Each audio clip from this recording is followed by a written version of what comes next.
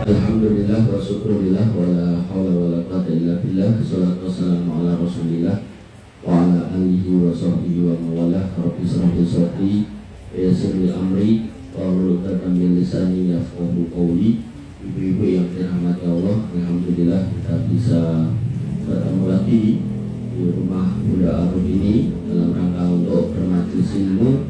Dan sebagaimana judul yang sudah dituliskan oleh Bu Nunung di pengumuman di WA, judulnya yaitu mempersiapkan menghadapi bulan Ramadan. Ibu-ibu yang dirahmati oleh Allah Subhanahu wa Ta'ala, ketika kita membicarakan Ramadan dalam rangka mempersiapkan Ramadan, maka persiapan yang paling utama itu adalah mempersiapkan hati tentunya. Hati yang gimana? Hati yang kemudian bergembira dengan datangnya Ramadan. Kenapa? Karena para sahabat itu 6 bulan sebelum datangnya Ramadan mereka minta berdoa kepada Allah, minta supaya ketemu dengan Ramadan. Artinya nek 6 bulan pun nyuwun supados kepanggih itu berarti kan wong seneng gitu. Nek seneng itu malah 6 bulan jaluke aja nanti ketemu kan gitu. Ya Allah ampun panggih kula kalih wong nika itu. Maka dari situlah kita ngambil pelajaran bahwasanya kita seorang muslim ketika mau bertemu Ramadan harus senang, nggak boleh nggak senang. Rayu. Rupamu kok elek men ngopo? Lah meh poso iki lho. Lah emang ngopo nek poso? Aku lak luwe karo ngelak. Iku nek ya seperti itu tok duit ya. Nek jalan upama elek men ngopo Mas? Song rokokan. Namun ya, artinya jangan sampai kalimat-kalimat itu terucap karena Nabi mengatakan man shoma Ramadan imanan wa ihtisaban ghufirallahu ma taqaddama min dzambi. Ketika panjenengan ngersake ghufirallahu ma taqaddama min dzambi, diampuni dosa-dosa yang lalu, maka jenengan harus imanan wa ihtisaban. Asas keimanan itu dan ihtisab itu adalah senang. Maka ya, panjenengan yang masih punya garwa atau panjenengan yang sudah nggak ada garwo mencari nafkah sendiri, maka jenengan mencari nafkah atau garwo jenengan mencari nafkah itu tentu dilandasi rasa senang. Makanya dilakoni melakukan jalan kepanasan perawati punya kesadaran motor mergo senang.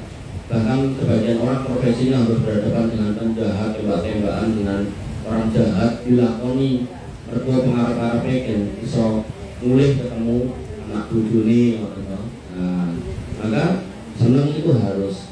Nah soal lapar, panas, haus, gak bisa rokok dan seterusnya, ya itu bagian dari proses bersabar ketika menghadapi puasa. Makanya puasa itu dikatakan oleh Allah dalam hadis suci, itu untukku, aku diri sehingga kayak ganjaran. Kenapa? Karena puasa itu asasnya adalah sabar. Inama yatasobiruna ajrohum biwayri hisab. Orang sabar itu pahalanya terserah Allah. Nah dalam konteks puasa, dengan yang mungkin menjalani puasa ampun hanya dengan turut-turut undang-undang, maka pahalanya bisa jadi tidak lebih besar daripada orang yang puasa sambil atul, atau puasa sambil godek gitu. Nah disitulah kemudian ya, mengeluh tentang beratnya puasa itu tidak baik atau tidak diperbolehkan. Yang terbaik ya tetap dilakoni nanti senang. Makanya ada orang itu karena nggak menghayati kalimat senang ini, dia itu nyelengi, begitu nyelengi lumpur, akhirnya makan umroh tekan Mekah, bayangannya ini indah, sejuk, terus pemandangannya cantik-cantik, ternyata panas, saking panasnya sampai boroannya nelo atas lemah meletek ini loh. Nah ini tuh nek dikei toyo, toyo jam-jam adem ini tambah pecah, tambah perih gitu. Akhirnya mulai di Indonesia orang senang malah hanyut, terus serabot tak balik meneh. Maka kalau seperti itu model ungkapannya, insya Allah pahalanya entek gitu. Makanya Nabi mengingatkan rubas so'im laisa lahu min siyamihi ilal ju'i wal atos. Banyak orang puasa nggak dapat apa-apa kecuali ngelak sama luwe. Kenapa? Ya ini memang tiap orang tuh cobaannya sendiri-sendiri. Kadang yang sing cobaane soal gawean, kadang yang cobaane soal keluarga, kadang cobaane soal masyarakat, kadang cobaannya dirinya sendiri ya. Maka yang seperti itu harus disabari. Nah, IPB dirahmati Allah Subhanahu wa taala. Dan kemudian untuk menghadapi puasa tentu yang paling utama ya mempersiapkan diri. Persiapan yang terbaik selain hati adalah ilmu. Kenapa? Karena rukun puasa itu dua. Dieling-eling. Rukun puasa itu dua dan harus ada. Yang pertama yaitu menepati waktunya. Karena puasanya puasa Ramadan, maka puasanya harus di bulan Ramadan. Dimulai dari tanggal 1 Ramadan, diakhiri tanggal, dan kalau nggak 29 dia 30 Ramadan. Lah, mulainya 1 Ramadan kapan? Nah, pilihannya kalau di Indonesia itu dari pemerintah atau pemerintah memberikan kelonggaran bisa ikut yang lain dengan catatan selisihnya 1 hari saja. Artinya dengan dari ormas tertentu selisih kok nganti 3 dino petang dino, niku insya Allah ormas keliru, ormas sesat. Atau sinten gunung kidul kok bah dengan orang disiling poso, aku nekut Gusti Allah, nah jawabannya. Nah itu jelas keliru, karena selisihnya lebih dari 1 hari. Karena yang namanya kalender hijriah niku kalau nggak 29 30. Artinya kalau pemerintah menetapkan misal besok Sabtu puasa, maka kalau ada ormas yang menentukan lain, maka ya bisanya kalau nggak Jumatnya ya Ahadnya, tergantung Sabtu ini tanggal pinten menurut pemerintah. Kalau Sabtu ini menurut pemerintah adalah tanggal 1 Ramadan dan Jumatnya adalah 29, maka kemungkinan yang bisa dipakai selain Sabtu itu adalah hari Ahad. Artinya ormasnya menganggap Sabtu itu tanggal 30, kemudian 1 Ramadannya Ahadnya. Nggak bisa maju dari Jumat, nggak bisa naik Jumat, berarti kan nanti jadi 28 hijriahnya, maka itu nggak bisa. Naik 28 aja nggak bisa, apalagi 27, 25, 24, 26 nggak bisa. Makanya tadi misalnya itu naik Jawa itu yang viral itu begitu itu, mungkin naik Sumatera itu Nasabadiah itu, mungkin naik itu dan Makassar, Sulawesi itu enten lo kesupen namanya. Pokoknya wongnya itu rambutnya semiri abang-abang. Ini kuat sekali ciri-ciri semiri abang kabeh. Nah itu ciri mereka. Maka jangan harus menepati waktunya. Niku waktu dari sisi bulannya. Waktu dari sisi hariannya dimulai dari terbit fajar sampai tenggelam matahari. Sekali lagi, terbitnya fajar, tenggelamnya matahari. Bukan terbit matahari, tenggelam matahari, bukan. Tapi terbit fajar, tenggelam matahari. Terbit fajar ditandai dengan adzan subuh. Tenggelam matahari ditandai dengan adzan maghrib. Ini kebiasaan kita, kadang ini nek subuh mulai adzan sing paling keri, nek maghrib mulai adzan sing paling dhisik, niku kleru. Yang bener pun mang ngambil yang adanya berdekatan dan barengan. Jadi misal ada 2 atau 3 masjid adanya pun bareng, itu insya Allah aman. Tapi nek jenengan modelnya ngoten niku sing subuh golek sing keri, maghrib golek sing dhisik, nah niku kemungkinan besar bisa jadi keliru. Perkara napa mungkin jame kleru, mungkin dhek lagi latihan ada ngetes mic ya. Main teng kula niku anak kula geger, udah buka api. Bentar, ini orang ini dewean terus lo pedal itu loh, orangnya naik di atas lotengnya itu loh, teriak-teriak ada di sana itu orangnya. Jadi benar-benar enten orang-orang ngoten niku enten. Jadi dengan harus barengan gitu. Termasuk tadi awal Ramadan. Dengan awal Ramadan melu pemerintah mergone dari terus akhir Ramadan melu Muhammadiyah mergone dhisik. Niku gimana nangsa nggih. Makanya kembali ke penetapan tadi, jangan dari pemerintah nih konsisten sampai selesai, jangan dari Muhammadiyah nih silakan sampai selesai. Tapi sekali lagi ya, perbedaan itu bukan sebuah kekeliruan ya, karena di situ ada isi hadiah dan pemerintah membolehkan. Jadi kalau pemerintah itu mengatakan kudu melu aku ya semua harus ikut. Tapi kalau kemudian pemerintah itu ya apa-apa, malah sing beda kabeh didake kan. Maka ya jangan kalau ingin mendapatkan arahan saya ya paling enggak bedanya itu yang 1 hari, jangan yang beda sampai 2 hari, 3 hari mungkin ampun, itu jelas salah. Kemudian ibu dirahmati Allah Subhanahu wa taala, terbit fajar sampai tenggelamnya matahari. Nah, rukun yang kedua yaitu tidak melakukan pelanggaran atas pembatal-pembatal puasa. Ini nanti yang kita bahas. Jadi waktu yang singkat ini kita selesaikan untuk bahas pembatal puasa. Jumlahnya banyak. Nah, itu tapi nanti cepat-cepatan aja. Nanti harapan saya dengan punya pertanyaan tentang ini. Nah, pembatal puasa prinsipnya itu ada 4. 1, makan, minum, hubungan suami istri. Nah, yang keempat lain-lain. Nah, lain-lain ini yang perlu diperjelas. Nah, ibu dirahmatullahi Allah Subhanahu wa taala, dalam fikih Syafi'iyah yang ditulis dalam kitab Matan Abu Suja yang ditulis oleh Al-Imam Abu Suja, dia menyebutkan ada 10 pembatal dalam mazhab Syafi'iyah. Nanti ada tambahannya 1, nanti terus ada tambahan yang lain dari fikih yang lain. Nah, yang pertama adalah segala sesuatu yang sampai ke tenggorokan. Tenggorokan. Apakah itu makanan atau minuman atau selain makanan dan minuman? Kalau saya tentunya ini gini ngemuti pulpen, dalam tutupnya kelek, nah itu batal pokoknya. Nah, ya ada kan orang yang ngemuti neker kelek nonton itu loh.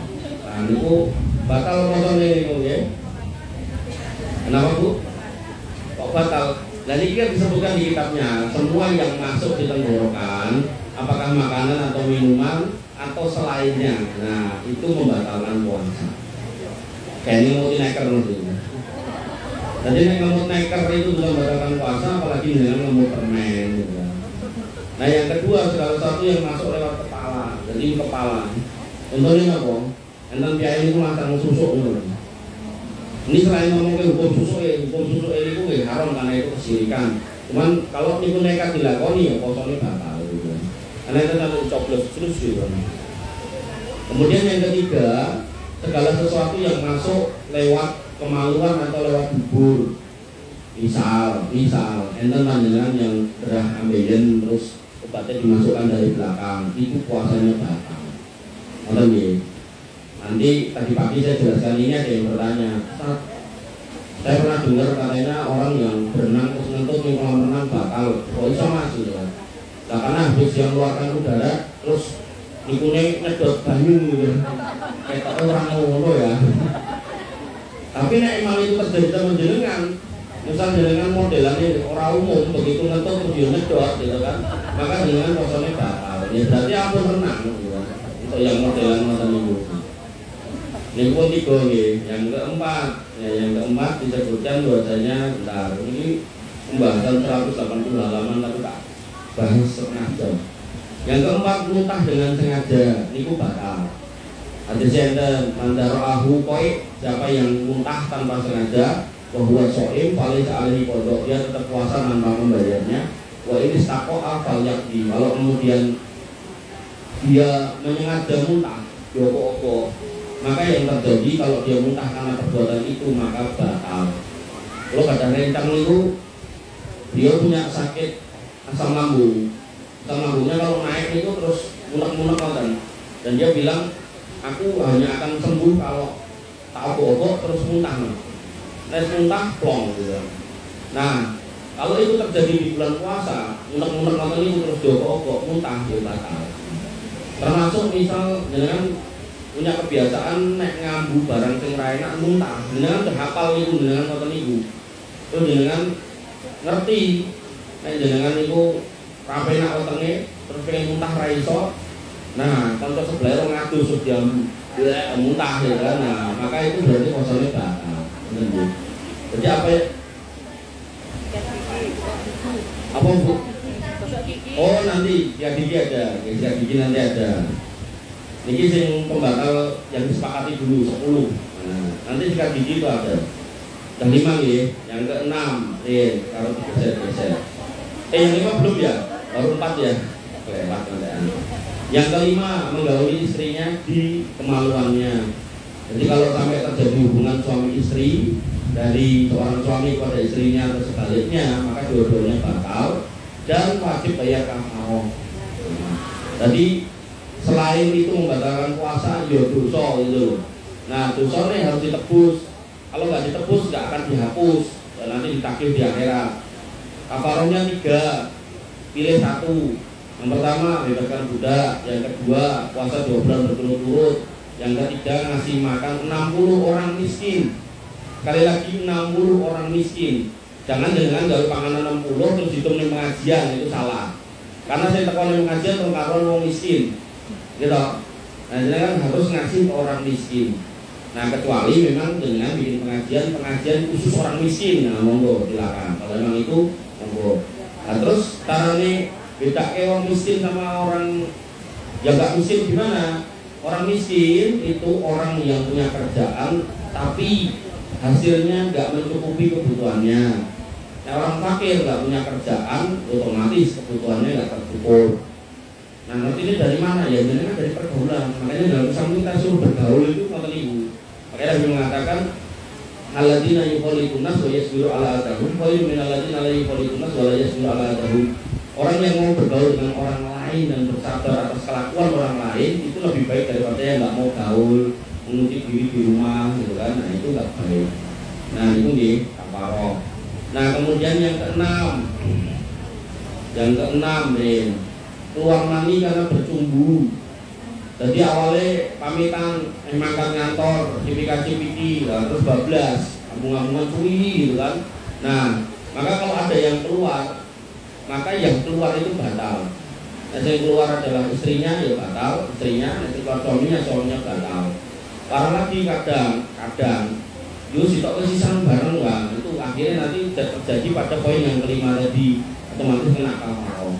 Makanya panjenengan yang masih punya pasangan, jenengan kan sudah bisa niteni iki bojoku nek demoki aku lebih dari sekian menit ku mesti ngene kan.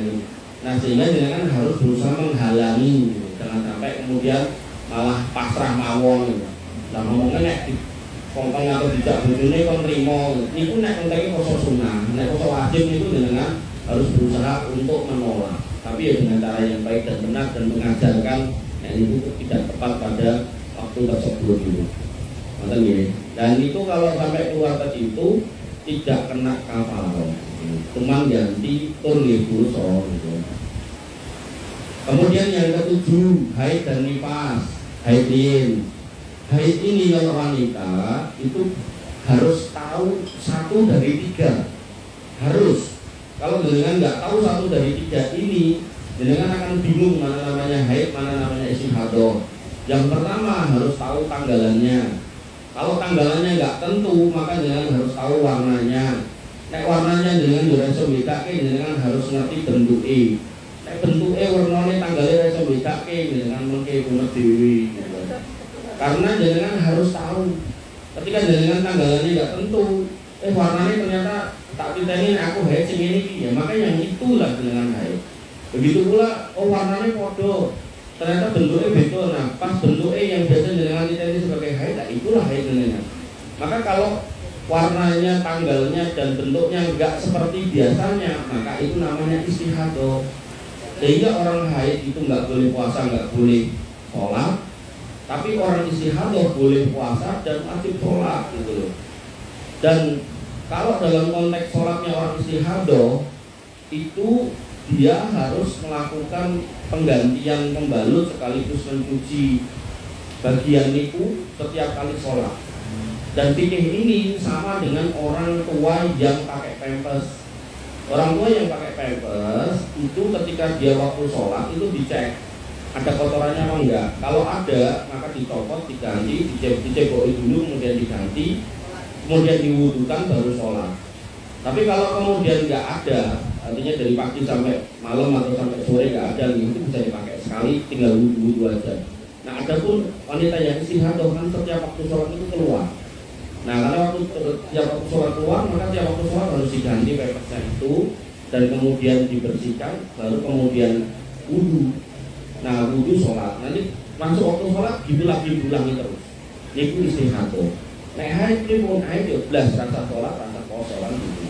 Makanya pentingnya membedakan 1 dari 3 ini agar tahu mana haid dan mana istihadah. Nah, nifas itu sebabnya karena melahirkan atau keguguran. Maksimal 40 hari maksimal. Nah, ada orang yang salah ngomong maksimal 40 hari, tapi kalau dia sudah 2 minggu selesai, maka hari yang 15 dia yang harus puasa, harus sholat, jadi harus mandi. Ada juga orang yang kemudian nifasnya lebih dari 40 hari, ya tetap raposo, tetap rasolat, nggak salah, maksimal 40 hari. Jadi kalau sudah lebih dari 40 hari, maka yang terjadi itu sudah dianggap istihadah. Kita nih, haid nifas. Kemudian mulai 9 gula, termasuk dalam gula itu pikun. Pikun ketika dia pikun sifatnya temporary, maka ketika dia pikun dia nggak puasa. Nanti nek sembuh dia membayar pikun hutang puasanya. Tapi kalau pikunnya terus, maka di situ dia nggak wajib puasa, juga nggak usah bayar fidyah karena sudah dicabut syariat dari orang pikun atau orang gila.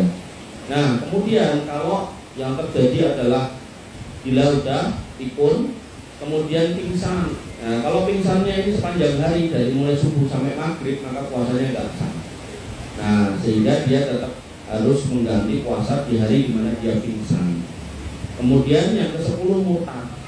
Orang yang murtad dari agama, otomatis dia nggak punya kewajiban untuk melanjutkan puasanya. Nih, jangan sampai dipikir bahwa penak DE. Ada sebagian orang kampung yang penak dari orang Kristen ibadahnya seminggu pisan. Ini aku tak ya DE kalau aku seminggu bisa pas Jumatan. Nah itu yang nonton itu tau. Nah maka ini salah itu. Kenapa? Karena orang-orang Nasrani, orang-orang kafir, orang-orang ahli kitab itu nanti ditanyakan tentang amal ibadah orang Islam yang enggak mereka kerjakan. Dalam Al-Quran disebutkan tentang dialog Allah, pertanyaan Allah kepada orang-orang kafir. Masalah akum fisakor, sing mare iku nyemplung neraka sakor iki apa? Lalu mereka mengatakan lam nakum minal musholin. Kami dulu di dunia itu enggak sholat. Jadi wong kafir itu akan ditanya ngopo kowe enggak sholat.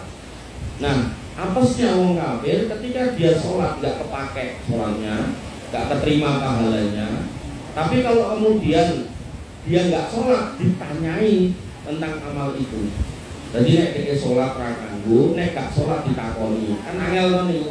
Maju kenek mundur kenek to. Nah, makanya jangan pernah membandingkan syariat jenengan dengan agama lain. Omongane nganti meri, nganti ngiri. Enak yo agama kono dosane wis ditebus. Makanya iso sak-sake, iso ngene, iso ngono. Nek korupsi triliunan, maka jangan pernah membandingkan kayak gitu. Karena syariat kita itu beda dengan mereka dan Allah mengatakan wala tahinu wala tahzanu wa antumul a'launa in kuntum mu'minin. Ojo do sedih, ojo do merasa hina. Kowe kabeh iki wong mulya nek kowe percaya karo Gusti Allah. Nah, ngoten. Oleh karena itu maka pentingnya keimanan di situ dan jangan pernah membandingkan yang sudah dengan terima dari kebaikan Allah berupa rahmat dan hidayah dengan yang selainnya. Itu enggak tepat. Nah, kemudian 10 pun cepat 10 kan. Yang ke-11 berniat membatalkan puasa. Kalau puasa sunnah jangan bisa berniat di tengah hari. Dari pagi belum makan, terus jam 10 sak poso itu boleh. Kalau puasa wajib harus berniat dari malam. Nah, berniat dari malam wis bener. Ning niatnya ngeten, mengko awan nek enek sing ngejak aku jajan, aku mukah. Nah, nek ngoten niku niate, maka batal puasa. Maka jenengan yang punya keinginan mau safar, punya keinginan mau ada acara atau mau apa aja yang berpotensi membatalkan puasa, maka tetap aja niat puasa. Nanti tinggal dijalani, nek tenan nggak sanggup, silakan dibatalkan karena udur, misal karena safar, misal karena kerja, kepanasan jalan, ngelak, liyengan kan harus minum tuh, silakan batalkan. Tapi jangan diniati dari awal.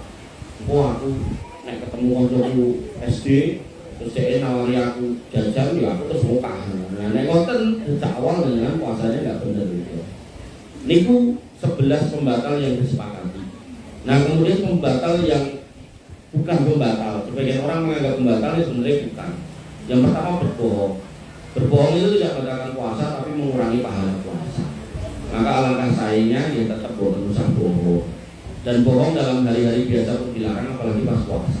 Ini tidak membatalkan puasa, tentu. Nah kemudian mencelup seluruh air, mencelup seluruh kepala ke dalam air.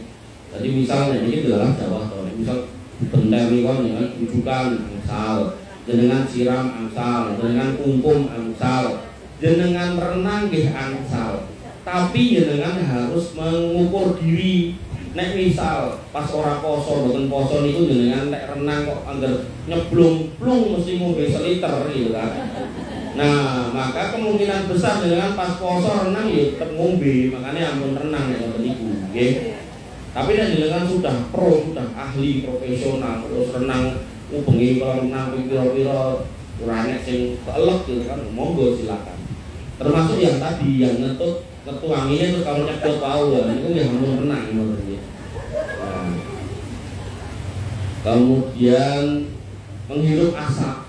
Jadi misalnya dengan melampah ten bangsu terus enten teluk motor nomor-nomor, nah itu boten batal poso. Termasuk dengan misal macet, dalam macet yang ngarepe bakul sate lagi ngepeti, nah itu boten batal poso. Termasuk misalnya dengan ten ngomah nguripke bukur itu dupo. Jadi ten Islam itu nggih enten dupo. Ten Arab niku kan karena masjidnya gede Bu, niku boten enten parfum yang disemprotke cus-cus boten enten dan nek akeh. Maka ten niku ngangge dupo, jadi dupo Arab niku diuripke terus enten piyai sing lho tau mubeng. Nah, makanya niku rata sak masjid gede ngoten niku. Nah, itu tadi boten terus kesirikan ngoten boten niku pewangi. Nah, menghirup niku enggak apa-apa waktu puasa. Yang enggak boleh nek niku terus dipone kemah-kemah dipangan dan apa. Nah, kemudian yang termasuk boleh tetap junub hingga fajar. Jadi misalnya dengan jam 2 ngecek, wah aku dia haid. Ternyata jam 3 pun boten. Terus dengan pakai sahur, terus sahur kali keluarga bareng rampung bisa sih, pasti saya ada loper gitu loh. Nah, dengan dereng siram, nah maka puasanya tetap lanjut aja. Tapi kan dia tetap harus mandi. Kenapa? Karena kan harus sholat subuh. Nah, lagi. Tapi kalau terbalik misalnya dengan pas adzan niku Allah dengan cek niku kan belum suci, terus ternyata jam 5 niku suci, ini dia dari makan, jadi nggak boleh puasa, jadi tetap itu nggak puasa, karena emang waktu adzan itu dengan belum suci. Kaketan mungkin jam 5 ini atau setengah 6 dengan pun mandek, nah itu tetap dihitung buatan poso. Nah termasuk misal apunten itu wau sebabnya haid, sebabnya misal berhubungan dengan suaminya terus belum mandi junub sampai adzan, sekali lagi sampai adzan berarti hubungannya sebelumnya nih. Nah maka itu tidak membatalkan puasa. Ini sekali lagi harus segera mandi karena harus sholat subuh. Karena sholat subuh yang ditunda sampai terbit matahari dan sengaja, maka sudah tidak boleh menjalankan sholat itu dan otomatis sudah terdosa.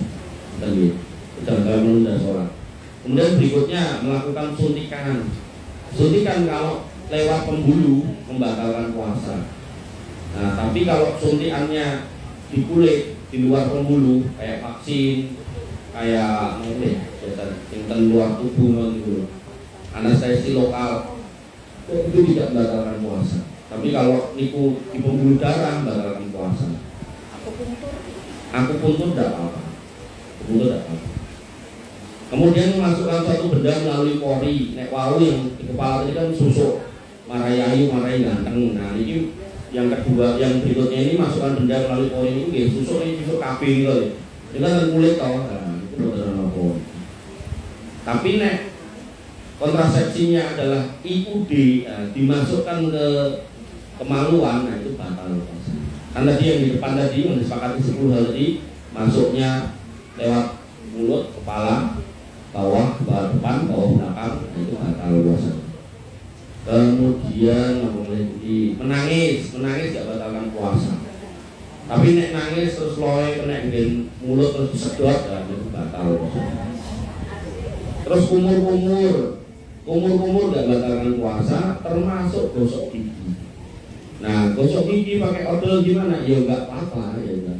Nah jangan harus pahami katanya tentu. Bukannya dalam hadis disebutkan nafas orang yang berpuasa itu lebih harum daripada kasturi, ngoten toh. Nah, tentu itu enten kalimat indah Allah di sisi Allah. Jadi nafas jenengan yang mampu niku itu lebih harum daripada kasturi di sisi Allah. Lebih harum daripada kasturi.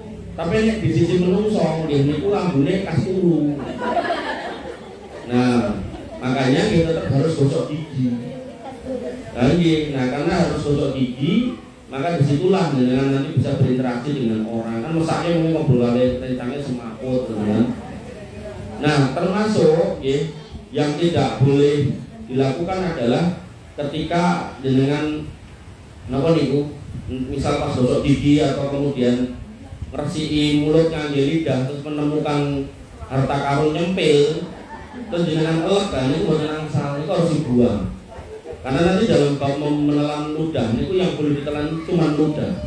Bahkan ketika gusi jenengan berdarah, ludah bercampur darah itu tidak boleh ditelan. Jadi darahnya harus diselesaikan dulu. Begitu sudah selesai silakan ludahnya boleh ditelan. Dengan catatan ludahnya belum keluar lebih dari bibirnya. Tapi nek wis metu terus diserot neh, nah itu batal puasanya. Ngoten nggih. Wong dilani to Mas. Dan iki fikih ngaten iki memang menelan ludah wong pun nggih. Mungkin sisone nek dereng dengan tanggal terus aku puntur niku dereng kula bahas malah pun ditanggalke malah sae. Menelan ludah bercampur darah enggak boleh. Membersihkan lubang telinga boleh. Nggih. Podo terus anakku poso, mboten diresiki mungkin pas sedang Idul Fitri diceluki garwane ra krungu, jebule kandel banget ngene. Keluar darah kalau kontaknya haid dan nifas tadi batal, tapi kalau keluar darah kontaknya misal dengan radang-radang kepiris ya itu tidak batal.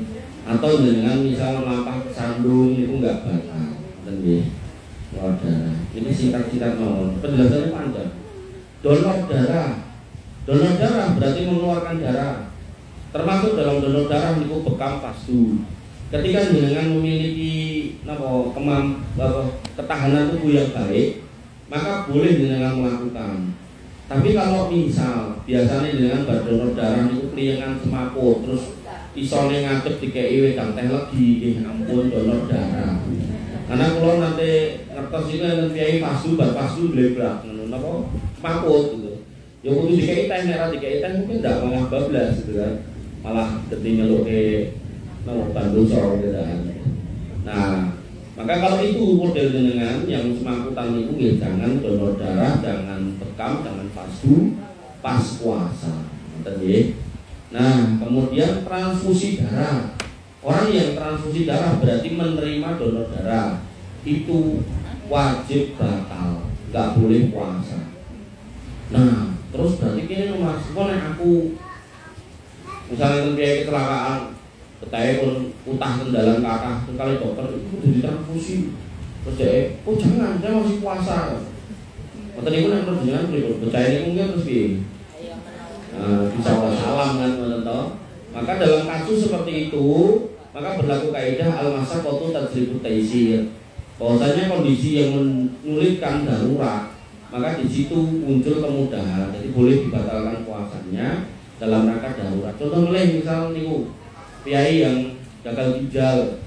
Gagal ginjal itu berarti ginjalnya sebagai penyaring atas minuman yang dengan minum. Nah di situ si gagal ginjal ini terjadi, maka dia harus cuci darah.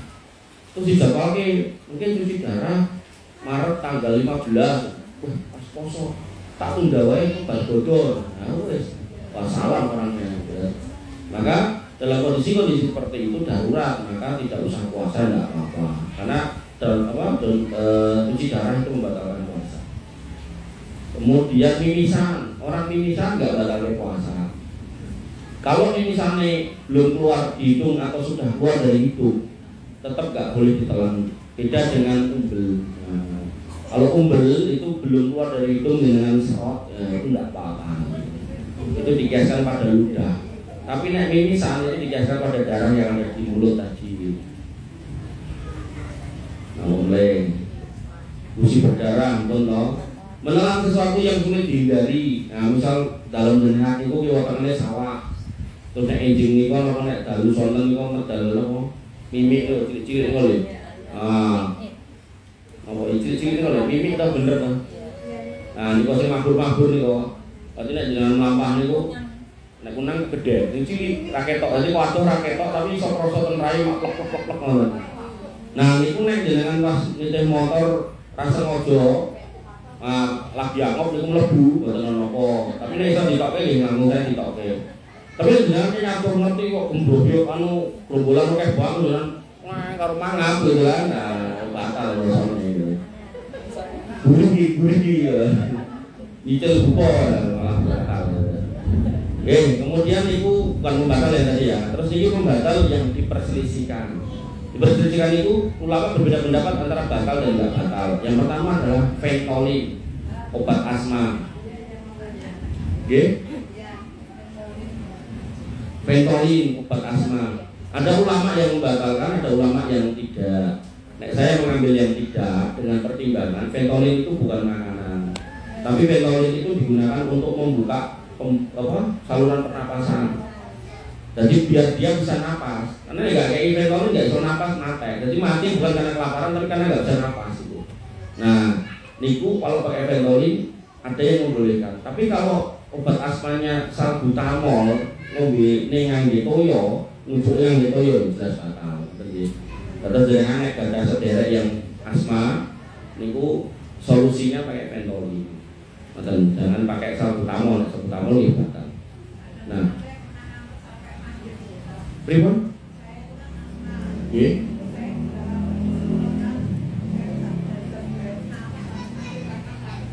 Untung boten pecah jenengan. Ngapa teh ra sambekan iki magrib. Nggih, kula nggih bengek ya ana wong. Kula nggih bengek sami. Kula nggih ngrasake nek pas kumat niku baru nek ketambekan. Wah, untung jenengan kesehatan. Karena gini Bu, nggih malah sering hati-hati. Jadi zaman dulu niku enten piyai jihad. Terus ngapunten, sirahe niku keplatok, pedang musuh. Ngelowek ngono. Terus delalah kok ya pas jihad ning medan perang niku mimpi basah. Nah, terus takut kalian rencangnya lah pakai dong dike. Bro, piye yo iki? Aku mimpi basah niku ni. Atus ra yo. Sirahku koyo ngene. Atus lah. Atus bro, kebiar-kebiur bar niku mati gitu. Terus dia niku dugi teng ngandene kan dugi sampai ke Nabi SAW. Tetapi kan bilang dia sudah membunuhnya.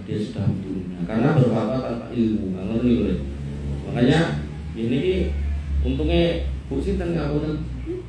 Bu Joko. Bulur Janah. Oh, Bulur Janah. Nah, untungnya Bulur Janah pun bidal niki dadi mungkin nek kambuh nggih saged disemprot.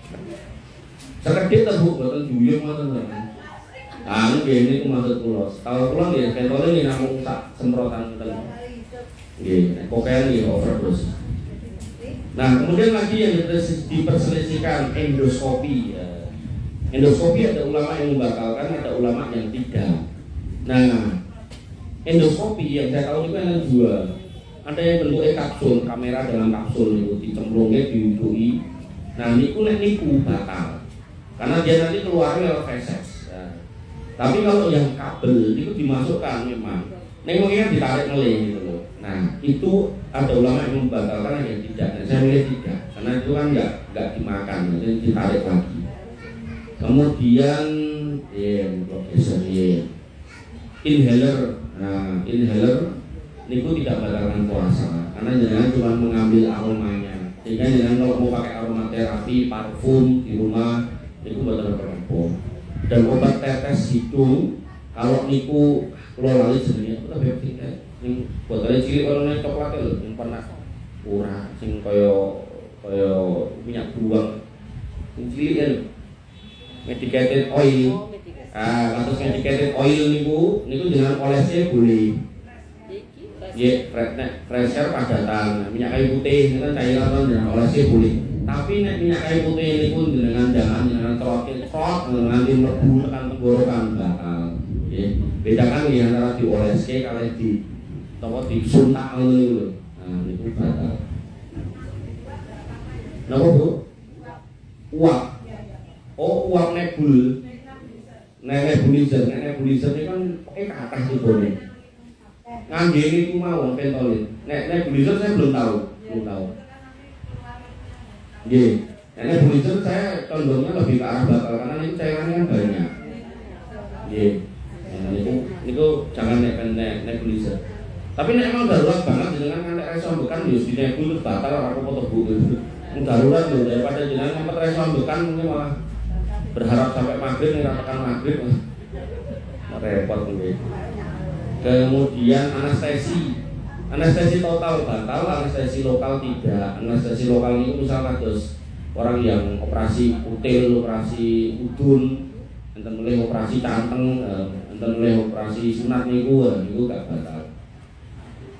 Kemudian mulai ini obat tadi udah nggak apa-apa.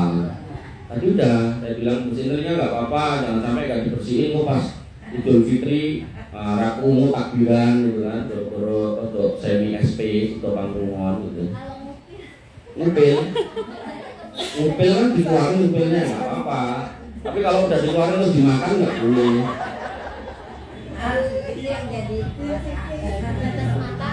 Nah, obat tetes telinga ini boleh, ya, obat tetes telinga boleh, ear lotion boleh, tetes mata boleh dikiaskan pada telak. Para sahabat bertelak ketika puasa, maka tetes mata boleh. Tapi di pulau kan mboten ngertos obatnya gitu. Jadi tadi pagi atau kemarin itu enten piyai itu sanjang, nek tetes mata kula niku kan dokter ta.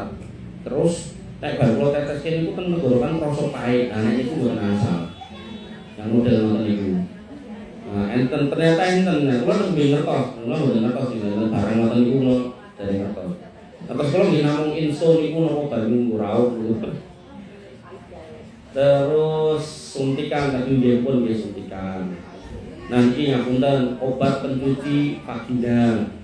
Kalau ini hanya buat mencuci maka nggak batal. Atau misal diuapi atau ratus niku boten batal. Tapi nek tadi dimasukkan kayak IUD, spiral, nah itu batal. Kemudian injeksi saluran kencing kalau itu dimasukkan batal. Nah, satu lagi yang tidak diperbolehkan untuk dilakukan oleh orang yang berpuasa, yaitu kalau buka warung sebaiknya pas sahur dan buka aja. Jadi pas siang jangan buka warung karena itu menjadi wasilah orang lain mokah. Nah kan aku nggak niat membuat orang lain mokah. Dek wae sing ngorong rene. Nah dia nggak akan ngorong tempat jenengan yang dengan tutupan gitu. Makanya ayatnya wa ta'awan 'alal birri wat taqwa wa ta'awan 'alal ismi wal 'udwan. Tolong-tolonglah pada kebaikan dan ketakwaan, jangan pada kejelekan dan permusuhan. Sehingga ketika jenengan ada warung dan memang pelanggan jenengan banyak, jenengan tinggal sanjang pulau bukae pas sahur kalih jam sekawan atau jam 3 menjelang buka.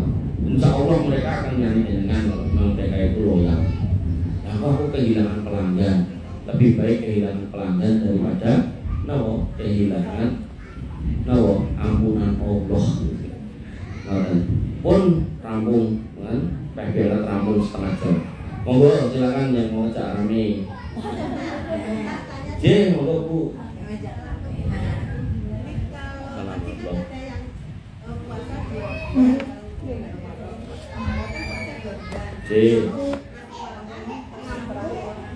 Orang miskin.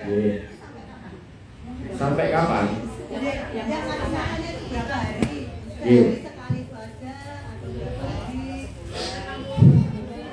Jadi ibu-ibu yang dirahmati Allah, ini banyak ibu-ibu yang nggak paham atau kurang tahu, yaitu ketika jenengan gadah utang puasa tahun lalu, terus mengke dereng jenengan rampungi nanti ketemu poso sesuk niki, maka jenengan selain harus bayar poso utangnya niku ganti harinya, jenengan juga harus bayar fidyah.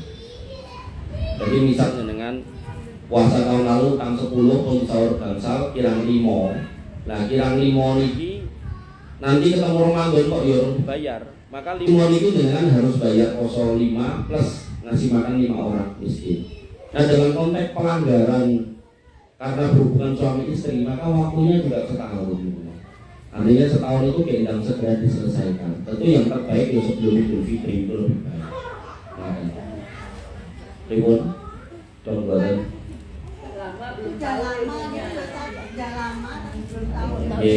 udah lama belum tahu ya kan emot-emot sudah berapa kali dilakukan.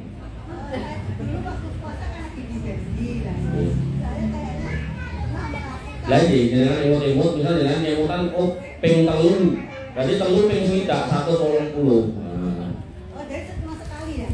Sekali nih Bon. Ngasih makannya. Gini ngasih makannya tuh gini. 60 orang itu bisa orangnya yang 60 atau satu orang ping 60 bisa. Iya. Ya. Ning harus orang miskin loh ya. Jenengan mungkin lepake rencang-rencang jenengan reuninan yo terus dikai panganan. Ampun, ada orang miskin. Makanya kalau jenengan kesusahan menemukan orang miskin dan belum banyak, jenengan petakan orang duwe ning wonten kan 20. Ya udah 20 itu jenengan kasih selama 3 kali udah buat. Nah, terus di PK jenengan pernah melakukan itu berapa kali kan gitu. Nah, niku nggih jangan terus jambak-jambak jenengan. Terus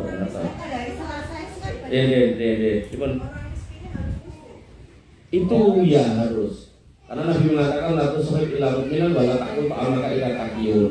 Jangan berteman kecuali orang beriman dan jangan kasih makan kecuali orang yang jangan berteman kecuali orang beriman dan jangan kasih makan kecuali orang yang bertakwa. Bertakwa ini berarti orang Islam.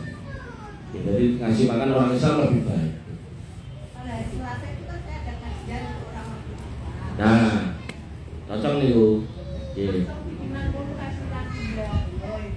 Ning anu lho. Orang dua apa mungkin panitianya jangan hitung. Nah. Oh banyak, nanti ini kan bisa orang dua, kan sekawan dosa. Panitianya 10 ya berarti dengan lagi. Misal dengan pakai seket berarti lagi kanggo ngoten nggih. Kecuali panitianya di dua apa, niku lain cerita. Nggih. Berarti kafarotnya udah bebas ya? Pripun Ibu? Kafarotnya yang 2 bulan puasa bebas karena memilih uangnya. Oh nggih, kan itu pilihan. Itu pilihan.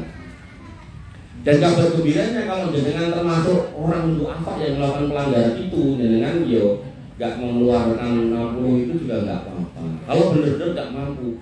Jadi kasusnya itu sahabat itu datang, ya Rasul binasa saya, lakok halak tuh, aku udah rusak gitu Mas. Aku ngumpuli bojoku awan-awan, karo kula siang-siang. Loh, ngono to. Yus, bebasnya budak, boten saged, kosong lan berturut-turut boten sanggup. Wis kae makan wong swidak, boten kuat kula. Terus akhirnya Nabi masuk ke rumah, bawa sekeranjang kurma. Yang itu mau nih gak wong ora duwe. Karepe bayar kafarah iki lho tak kei. Kata dia, apakah harus dikasih kepada yang lebih miskin dari saya? Lha nang piye to? Sak kampung iki sing paling ra duwe kula. Ya wis boten mulih PN lho kowe karo bojomu. Jadi kalau memang jenengan bener-bener randuwe untuk nglakoni pelanggaran itu mau, jenengan nggih enggak keluarkan enggak apa-apa. Dengan catatan jujur randuwe lho ya, jangan ngaku randuwe misalnya duwe gitu kan. Ngomong randuwe sesuk tuku belah kalung anyar gitu. Wonten malih. Ayo Bu, mau panggil lho. Niku sing pojok lorone. Buni ya.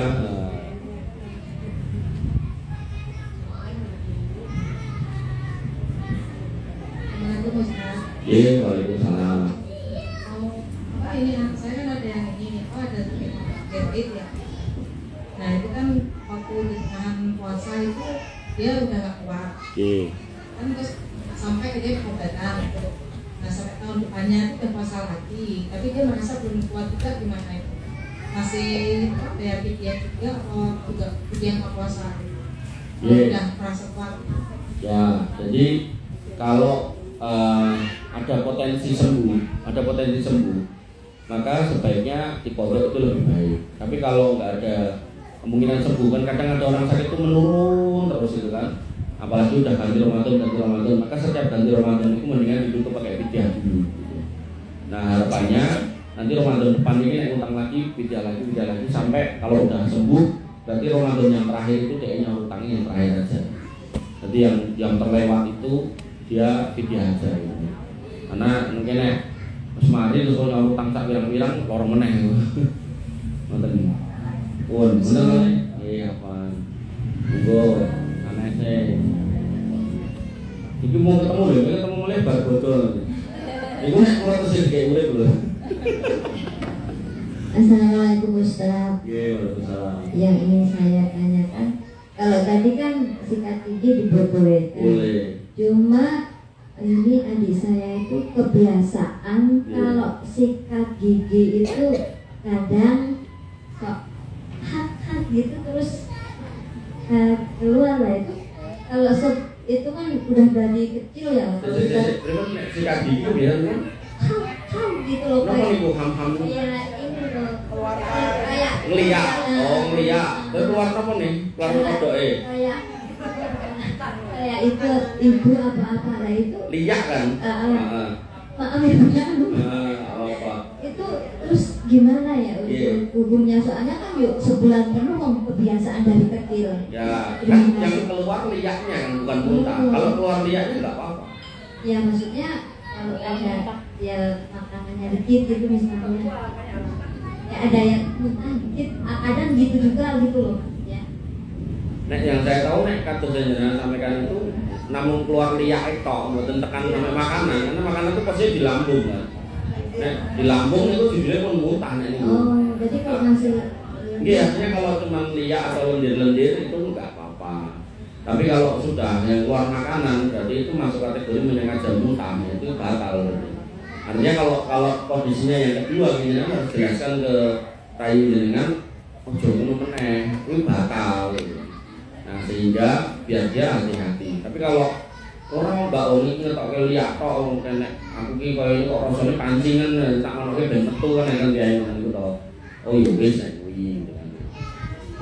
soalnya kan itu udah kebiasaan dari kecil ya. Iya. Kalau sikat gigi pasti gitu jadi Iya. kan kalau untuk ditahan kan nggak bisa kan Ya. ada. Makanya perlu diperjelas ini yang keluar tuh liak etok, dahak etok atau ada tadi makanan tuh udah dari lambung keluarkan. Nah udah dari lambung keluarkan berarti menyengaja muntah itu nggak boleh. Ya makasih Ustaz. Assalamualaikum warahmatullahi wabarakatuh. Salam. Hati, monggo. Nggih. Niki ngajeng niki. Nggih. Yo. Nggih. Assalamualaikum warahmatullahi wabarakatuh. Waalaikumsalam. Ya saya nggak tahu bulan ini mungkin bukan masalah yang puasanya. Nggih. Tapi kalau saya paham itu kegiatan tadarus, Iya, tadarus. kegiatan yang menyimak ibu-ibu. Iya. Nah itu kan kalau menyimak ibu-ibu itu kita mendengarkan mereka itu nggak terlalu kesel, gitu. Enggak terlalu. Tajwidnya, tatilnya nggak terlalu kesel. Oh, nggih. Ya itu seperti itu kalau yang saya dengar tidak apa-apa, cuma kita harus membetulkan kita baca lagi gitu. Betul nggak? Atau gimana Pak Ustadz? Nggih. Namanya kita belajar baca Quran, berarti kan harus ada yang sudah fasih atau udah baca. Itu kan, kalau itu kan satu harus menerima loh Ustaz. Jadi terambil. Niku kan ketika dibikin grup, misalnya niki lah tadarusan, niku harus ada satu atau dua yang sudah lancar. Nah yang lancar itu punya tugas mengingatkan kalau salah baca atau tajwidnya keliru. Tujuannya ya agar gak salah bareng-bareng gitu. Makanya saling mengingatkan dalam Islam itu baik dan kita disebut umat terbaik karena saling mengingatkan. Makanya ketika panjenengan bikin grup tadarusan itu harus ada yang dengan dapuk satu atau dua untuk mengkoreksi bacaan. Dan para pesertanya harus dibikin kesepakatan yang dikoreksi rekor nesu. Ya harus disepakati. Dan yang misalnya yo tadarusan nomor 10 engko sing mimpin si fulanah ini gitu kan. Pakat yo mau nek dikoreksi beliau bersemu gitu kan. Ya itu itu bagian dari teknis bagaimana kita mengelola kumpulan tadi itu. Jadi tetap harus dikoreksi karena kalau enggak salah terus. Misal kayak kita ada orang ngapunten nggih orang Jakarta itu kadang bilang za itu jadi za. Alazi dari alazi ya itu salah. Mereka dikoreksi salah terus. Gitu makanya kita harus koreksi gitu kan. Jadi kalau emang tadi tuh bikin kelompok itu grup tadarusan ya kalau bisa ya harus ada yang didapuk. Oh kamu yang koreksi ya kasih koreksi. Nah, jadi mikir dua ngeten, satu yang baca Qurannya putar misal, nah satu yang koreksi itu mudah terus. Jadi dia yang nyemak salah sebelah sini. Ini Bu. Ya. Monggo. Silakan Bu Tati. Bener ya? Nah, iya Bu Tati.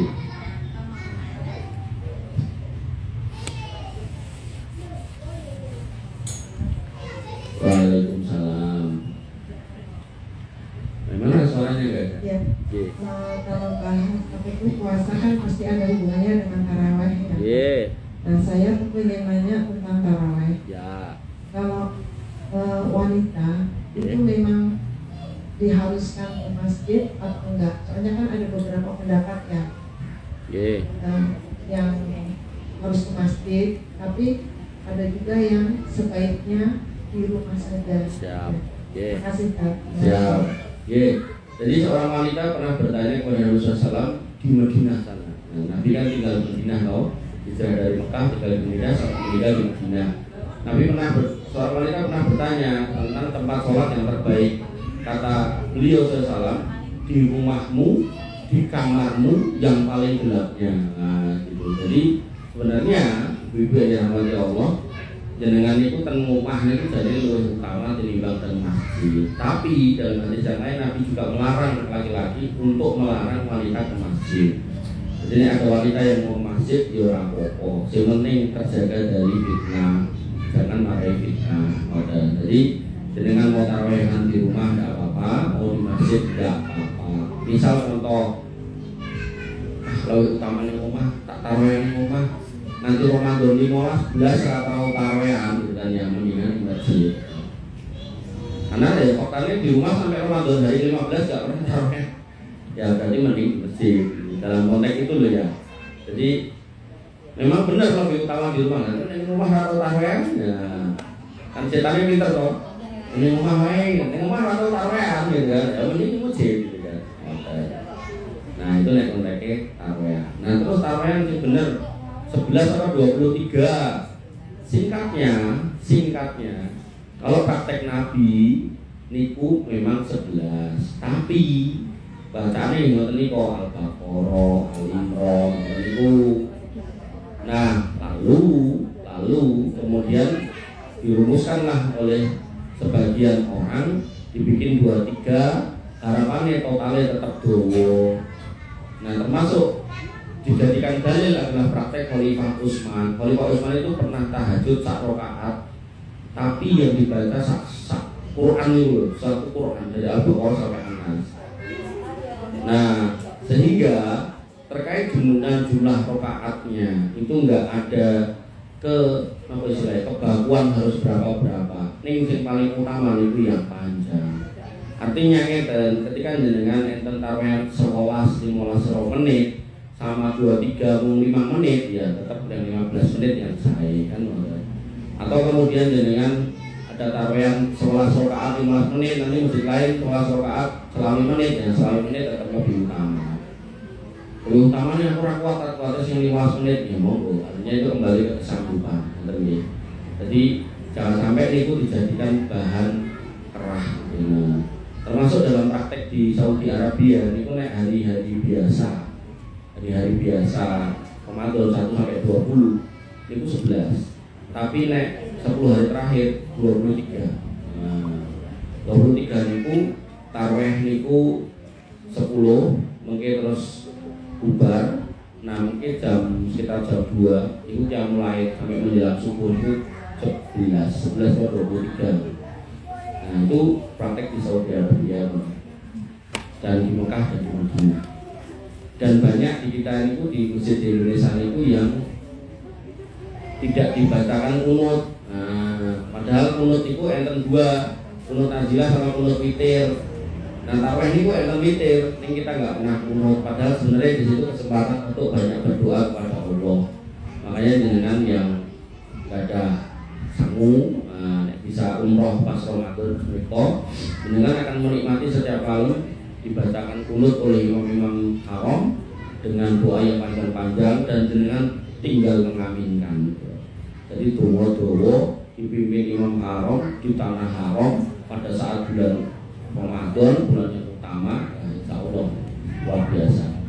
Cocok lah pokoknya tak itu dengan juta ya nih sangunya. Ya, teman-teman ibu, monggo. Waalaikumsalam. Ini berkenaan dengan Vidya. Ibu-ibu mungkin ibu kan hamil terus melahirkan menyusui. Bagaimana misalkan hamil tidak kuat terus masih melahirkan terus menyusui. Padahal anaknya misalkan mungkin kalau 2 mungkin nggak apa ya, tapi misalkan anaknya 10 atau 6 itu bagaimana? Apakah dia itu membayar fidyah atau nyaur? Kalau fidyah kan ada pendapat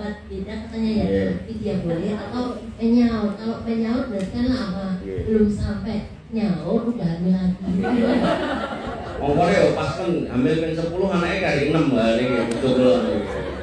Pas ongkone. Terus yang kedua, Nggih. bagaimana misalkan kita waktu kecil mungkin karena di lingkungan yang belum agamanya belum kuat ya, itu puasa misalkan sudah kelas 8 kelas SD lah ya. Terus mereka itu lupa nggak bayar apa itu gimana kalau kita habis kecil kita itu nyaurnya gimana itu? Nggih. Sangkut. Ya.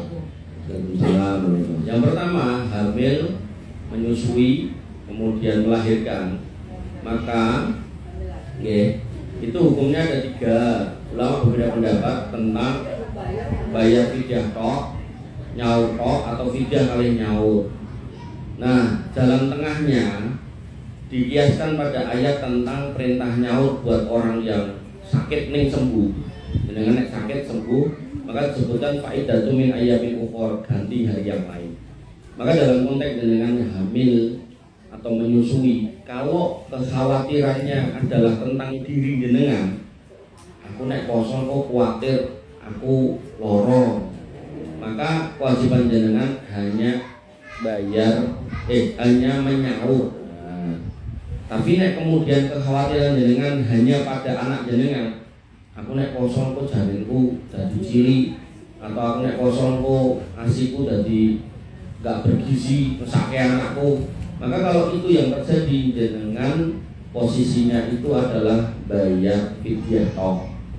Tapi nek dua-duanya ya khawatir sama jenengan sebagai orang tua dan khawatir sama anaknya, maka kodok dan bayar fidyah. Wah, ngono penak bojoku no. Wong sing marai aku ngetek bojoku. Nah niku carane berarti sing nyaur utange niku jenengan, sing bayar fidyah mangken-ken bantuani. Iki Mas bayaran ngoten. Nggih. Terus niku jawaban saya. Nah kok terus niku hamil tiap tahun di bulan balen nggih berarti niku utangnya nggih banyak niku. Makanya harus dicicil niku. Nah, dicicil kapan nggih? Dicicil prakteknya mertua saya itu beliau nyicile pas Senin kali Kamis. Jadi ben semangat. Ning karena niku satunya puasa nyaur alias kodok, satunya puasa sunnah, niatnya nggak boleh ditumpuk. Sunnah kali wajib niku nggak boleh ditumpuk. Tapi nek sunnah ketemu sunnah saged. Misal dengan puasa Senin Kamis pas ketemu hari Arafah niku niate loro boleh. Atau delalah puasa napa istilahnya tanggal tertentu pas ngepasi ayam mubik dan itu ditumpuk misal. Nah, sehingga tetap harus disahur. Nah, kemudian pertanyaan tadi, nek dulu pernah melakukan puasa yang ditinggal zaman kecil, apakah harus bayar utang atau harus membayar puasa tersebut? Maka kembali kepada kondisi jenengan waktu itu, sudah balik apa belum? Kalau jenengan waktu itu sudah balik, maka semua puasa yang ditinggalkan harus dihitung dan dibayar, dicicil alon-alon nanti lunas. Artinya ngeten, ketika jenengan misal balik ke SD kelas 5, nah disitu ngiling-ngiling kira-kira SD kelas 5 niku boten poso pirang dino, kelas 6 pirang dino, sampai kelas 1 pirang dino niku ditotal. Nek ketemune 120 nggih iku mang cicil alon-alon. Wonten nek jenengan nyicil yang di Senin Kamis seminggu ping kalih, sebulan ping 8 ping 11, 88. Nah, berarti nek 120 niku berarti nggih namung 1,5 tahun berlunas. Nah, wonten. Kenapa seperti itu? Karena ada seorang wanita bertanya kepada Ibunda Aisyah. Wanita itu bertanya, wahai Ibunda, bukankah sholat itu rukun Islam yang lebih dulu daripada puasa? Kenapa dalam sholat kita kalau haid itu nggak suruh mengkodok, tapi kok puasa suruh mengkodok? Ibunda Aisyah langsung melihat orang itu dan mengatakan, akhoriji anti. Apakah kamu itu penganut paham Khawarij? Jadi Khawarij itu orang ekstrim dalam agama yang dia syariat itu nggak mau dia terima kalau belum masuk akal dia. Padahal dalam Islam itu enten syariat wudu atau sholat pakai sepatu. Jadi jangan aja sholat pakai sepatu boleh, dengan catatan memang di tempat yang boleh pakai sepatu, misalkan lapangan. Nah, zaman dulu kan masjidnya tanah, jadi begitu masuk masjid dia pakai sendal itu. Nah, Imam Ali pernah mengatakan kalau misal agama itu harus selalu pakai logika terus bisa diterima baru dia mau maka harusnya ngusap sendal itu di bawah bukan di atas. Tapi dalam fikih ngusap sendal itu yang dilakukan di atas bukan di bawah. Makanya Ibu Aisyah mengatakan kepada wanita ini, apa kau pemanut pampuar itu kan logika ngono. Nah wanita ini kemudian mengatakan, boten saya itu benar-benar tanya pengen tahu kok. Kemudian Ibu Aisyah mengatakan, praktek kami dulu bersama Nabi ngono kuwi. Nek sholat sing ditinggal pas haid nifas kuwi gak diqodho, tapi poso diqodho. Termasuk dalil tentang seorang laki-laki yang mendatangi Nabi SAW dan mengatakan ibu saya sudah mati, meninggal dan kemudian punya utang puasa. Itu gimana? Kemudian Nabi mengatakan somaan huwaliyuhu, maka ahli warisnya wajib membayar puasanya. Dua dalil ini menjadi dalil dengan harus proses ke belakang. Biar misal posone bolong-bolong, nanti itu dititeni dilumpukke totalnya pinten mulai dicicil alon-alon sampai lunas. Karena kalau enggak nanti ditagih. Kok kemudian dengan sudah catat misal utangnya 150 dengan pun kelongi tinggal 50 delalah dengan situ. Nah ini diinfokan ke putrane, nih utangnya mama ditulis di buku ini nih Ami sebelah ini. Nah nanti begitu kemudian putrane niku nopo resik nemu buku niku, oh ternyata mbok uji diutang 50. Misal putrane dengan 5 ya berarti kantor dibagi 5 10 gitu. Nah, kalau delalah misal dengan diberi umur panjang sampai akhirnya sepuh dan nggak bisa nyaur, maka dalam posisi dengan hidup dan sepuh itu dengan bisa nanti fidyah karena dengan pun sepuh.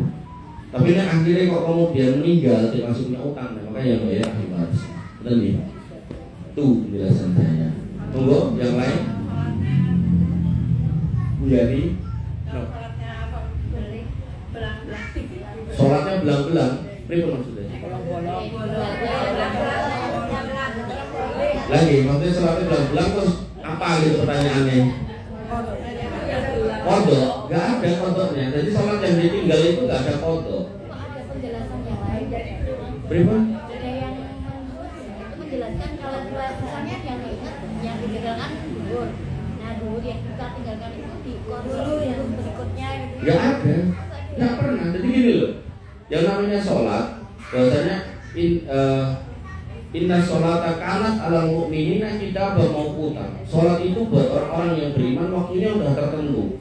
Karena tertentu maka begitu niku dengan lewatkan dengan sengaja alias bolong-bolong, maka itu hilang dan sudah jadi dosa. Solusinya gimana? Taubat, jangan dikurangi gitu. Nah, beda halnya ketika ngeten jenengan bar subuh nekar saking kesore mungkin dari malam niku tarawih ya mulai maca Quran ngoyak Lailatul Qadar. Terus sampai subuh, rampung subuh niku dengan tilem plus tangi-tangi maghrib. Berarti kan dengan dari zuhur, asar, maghrib loh. Nah, maka di situ begitu dengan bangun wungu, dengan harus sholat zuhur, asar, maghrib. Karena tidur. Beda halnya kalau dengan wayang sholat dan sholat akhirnya waktunya lewat, maka lewat yang dilakukan dengan sengaja itu sudah menggugurkan kewajiban jenengan untuk sholat. Ini bukan gugur dalam arti merdeka, gugur ning dosa tenan. Nah solusi ini bukan dikodok tapi taubat. Karena sholat itu waktunya sudah tertentu. Makanya diingatkan tentang wailul lil musholin itu nek sholat itu apa mundur itu wadirnya lewat. Nek lewat karena sengaja itu sudah nggak bisa dengan sholat. Oke. Termasuk ada orang yang ngajari selain yang dijelaskan tadi, ada orang yang ngajari engkau ditebus dengan sholat nopo niku nek Rabu Kasar niku nggih mboten enten dalile. Terus ada juga sing ngajari ditebus dengan sholat di hari Jumat terakhir bulan Ramadan, sholat nopo meneh niku nggih mboten enten dalile. Artinya kalau mau pakai praktek-praktek itu ya butuh dalil. Tidak bisa kemudian engkau pas zuhur dibayar atau engkau pas subuh dibayar, tidak bisa. Modelnya tidak seperti itu. Nonton karena saya mau buku ini penuh kambing.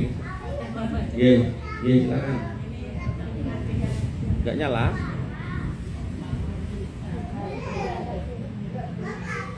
Tentang sholat tarawih. Sholat tarawih. Iya. Tempat saya itu sholat tarawihnya kan 11. Jadi 4-4-3. Iya, 4-4-3. Iya, biasanya yang 4-4 yang 2-4 itu sebagian daripada jemaah itu pada pulang. Bentar. 4-4-3 terus?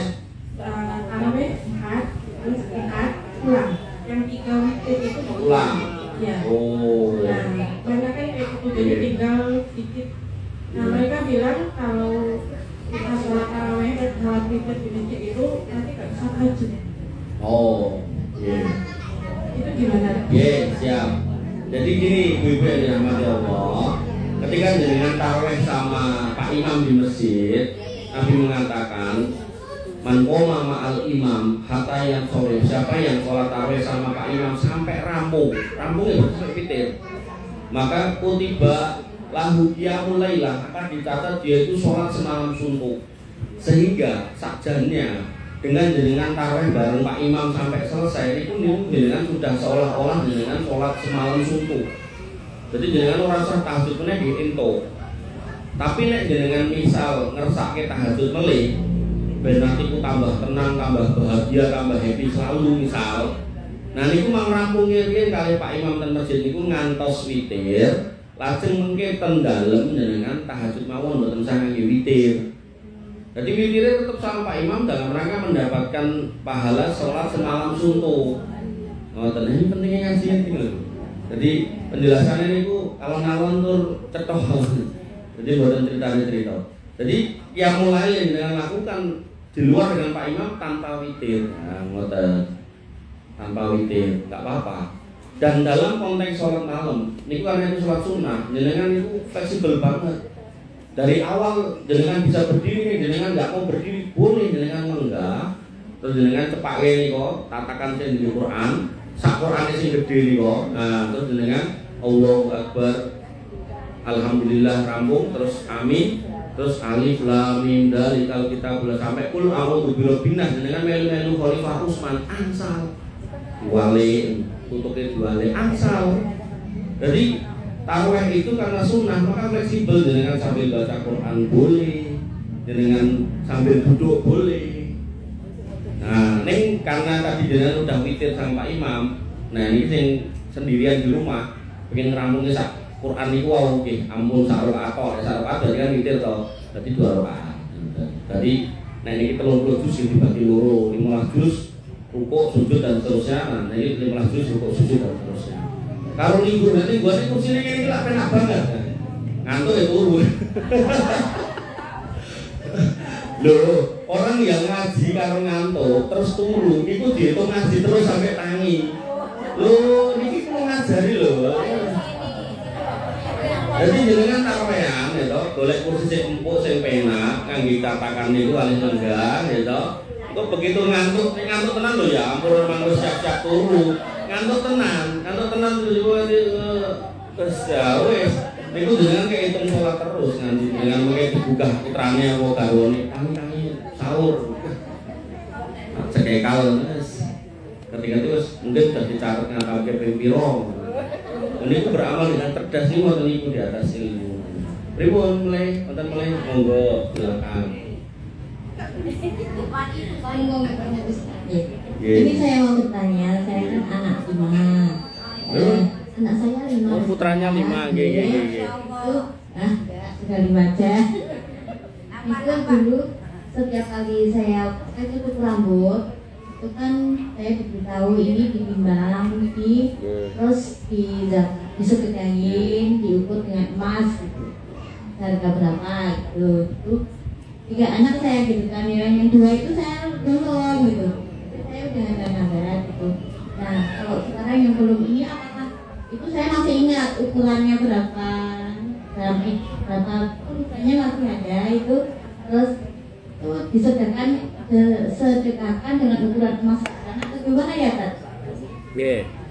Ya, jadi itu kalau rangkaian akikoh pada hari ke-7 dikasih nama, sembelihkan kambing dulu, kemudian dikasih nama. Syukur-syukur bisa ditahnik niku kalau orang tuanya percaya diri sebagai orang tua yang sholih, ya gampangnya ya sholat gitu. Iku mengunyah kurma, mungkin kurma itu dibulet terus dileletke teng langit-langit putrane niku. Nah, niku nek secara medis niku ada istilahnya transfer imunitas dari orang tua ke putrane. Nah, niku habis itu kemudian dibundul. Nah, rambutnya ditimbang. Yang saya tahu berat timbangannya ini disedekahkan dengan nilai perak bukan emas. Nah perak misal tak niki misal 25.000 per gram. Nah rambutnya perenjangan itu misal 10 gram, ya berarti cuma 250.000. 250.000 silakan namanya sedekah ya, kasihkan fakir miskin. Dalam bentuk duit boleh, dalam bentuk makanan boleh. Nah kok kemudian yang 1, 2, 3 sudah, 4, 5 belum, dan masih ingat timbangannya, nah tinggal kali ini wow, selawe ping pinten nih, di total mau bisa putra nomor 4 misalnya 10 gram, nomor 5 10 gram, 20 ping selawe ya, berarti itu pinten 500.000. Dan silakan sedekahkan ke orang-orang nggak mampu di sekitar rumah yang muslim terutama kan. Harga sekarang berarti. Gimana Bu? Harga sekarang berarti. Oh iya, harga sekarang, karena kan gram-gramannya sama kan. Makanya gini, nanti dalam ekonomi itu Nabi itu mencontohkan tentang harga kambing buat kurban. Nabi pernah nyuruh sahabat itu ngasih uang koin, neng buat cak gede ini kados jewunan niku, namanya dinar. Itu saat ini kan antam dinar itu, dinar kan koin.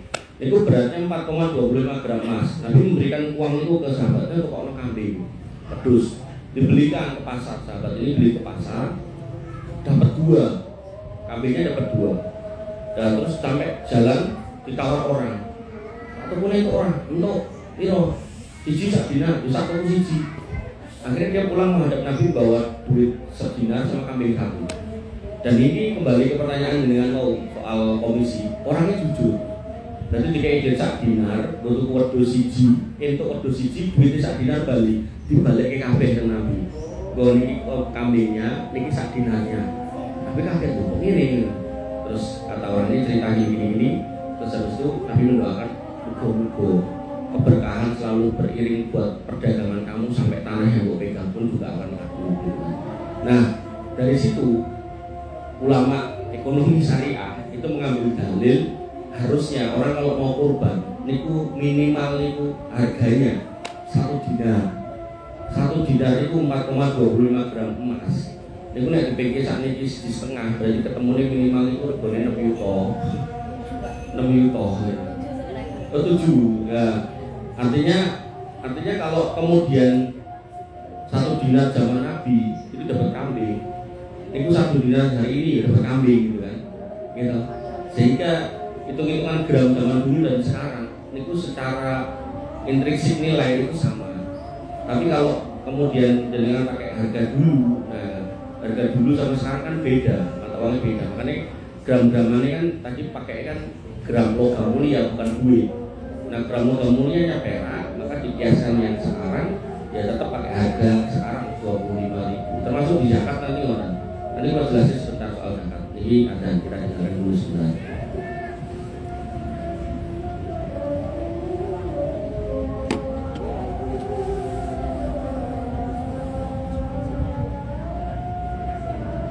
Itu masalahnya.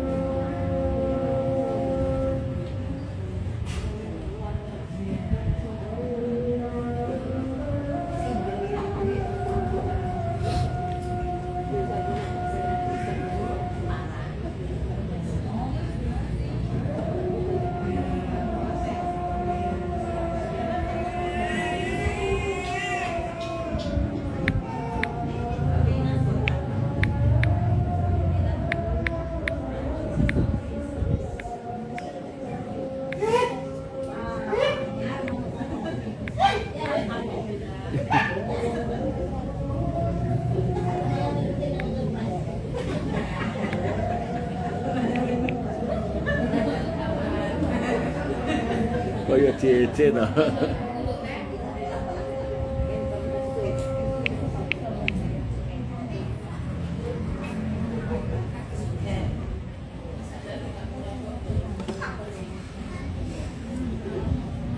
Nggih, kula tambahi soal zakat sami.